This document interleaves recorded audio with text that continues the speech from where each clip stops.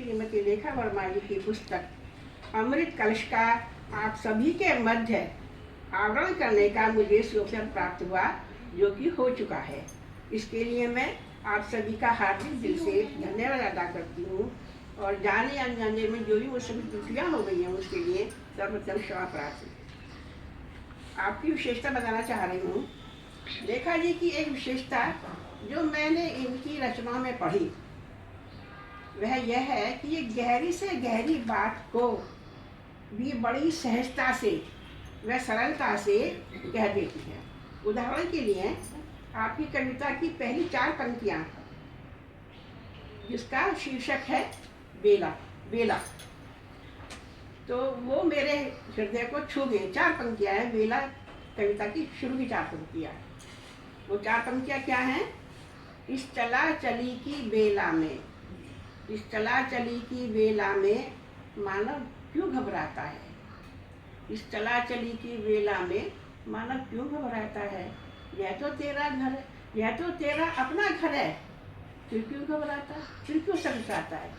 इस चला चली की बेला में मानव क्यों घबराता है? यह तो उसका अपना घर है, फिर क्यों सक जाता है? तो आप ये देखिए, ये गहरी बात जब व्यक्ति अंत समय में होता है तो घबराता है, नेचुरल घबराहट लगती है, लेकिन वो ये कह रही कि क्यों घबराता है, तुम तो अपने घर जा रहे हो। तो किस गहरी बात उन्होंने सारे जहाँ से आए थे वहीं जा रहे हैं। आपकी एक काव्य रचना है तैरते पत्थर। नाम लेते ही भगवान श्री राम के युग में पहुँच जाते हैं हम लोग, जहाँ पर उनका नाम लिखने से पत्थर तैरते हैं, डूबते नहीं हैं। परिणाम स्वरूप जो पत्थर नाम लिख के पत्थर तैराए गए थे, उससे एक पुल तैयार हो जाता है, जिससे इबादत है ना सारी समझ पार कर जाती है। इसी प्रकार से जीवन की विविध अनुभवों को लेकर सहेज कर तैरते हैं लेखा जी के काव्य के तैरते पत्थर। एक अन्य गद्य रचना है स्वाभिव्यक्ति।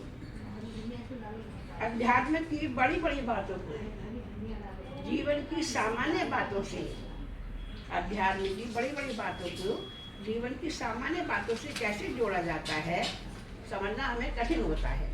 लेकिन जिस सहजता से, सरलता से आप यह दूरी तय कर जाती हैं, इनकी ये प्रयास प्रशंसनीय है, सराहनीय है। मैं ईश्वर से यही प्रार्थना करती हूँ कि भगवान इनको दिन दूनी रात चौगुनी सफलता प्रदान। बहुत सुंदर भाभी, बहुत सुंदर, बहुत सुंदर।